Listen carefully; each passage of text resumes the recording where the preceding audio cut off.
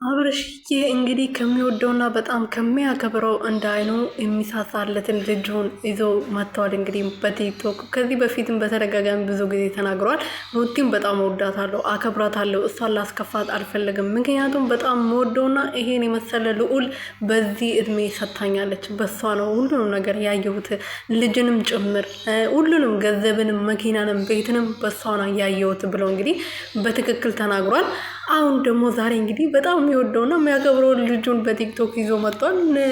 ተናግሯል ራሱ ማለት ነው። በጣም የምወደውና እንደ አይኔ ብሌን የምሳሳለት ከማንም ጋር ማላወዳድረው ልጄን እዤ መጥቻለሁ እና ተዋወቁልኝ ብለዋል። እንግዲህ ሰላም ሰላም ቤተሰብ እንዴት ናችሁ? ደህና ናችሁ ወይ? በያላችሁበት ሰላማችሁ ብዝትና ትርፍርፍ ያለልኝ ይሁን ለሁላችሁ ማለት ነው።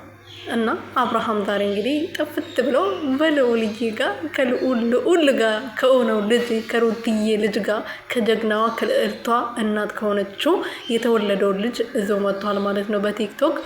ምክንያቱም ከሩትዬ አይነት መወለድ ራሱ እሷን የመሰለ እናት ስላለው ራሱ ልዑልዬ በጣም ደስ ሊለውና ሊኮራ ይገባል። የኔ አባት ሲያድግ ግን ማለት ነው እችን የመሰለች እናት ስላለው ራሱ ምን ይሰማ ይሆን?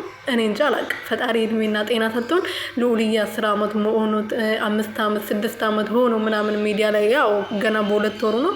የምን 2 ወሩ? ገና የመጀመሪያ የተወለደ ቀን ነው ሚዲያ ላይ ወጣው እንግዲህ እቺን ዓለም የተቀላቀለ ቀን ነው ሚዲያ ላይ ወጣው። ስለዚህ 3 ዓመት ሲሆን ማውራት ሲጀምር እናቱን እንዴት እንደሚወዳት እንዴት እንደሚያከብራት ለሱ ብላ ስንት ዋጋ እንደከፈለች ያወቀ ቀንና የተናገረ ቀን ግን በቃ ምን አይነት ስሜት እንደሆነ አስባችሁታል? ይሄ ሁሉ አልቅሳ ይሄ ሁሉ አዝና ግን ብርቱ ሆና ዛሬ ልጇም አሳድጋ እንደዚህ መጠበቋ ትልቅ ነገር ነው እንጂ አንዳንድ ሴቶች ሆኖ በጣም ተስፋ ቆርጦ ከሚዲያም ጠፍቶ ምናምን አብርሃም እንዳረጋት ማለት ነውና ሩትዬ በጣም ጠንካራ ሴት ነች።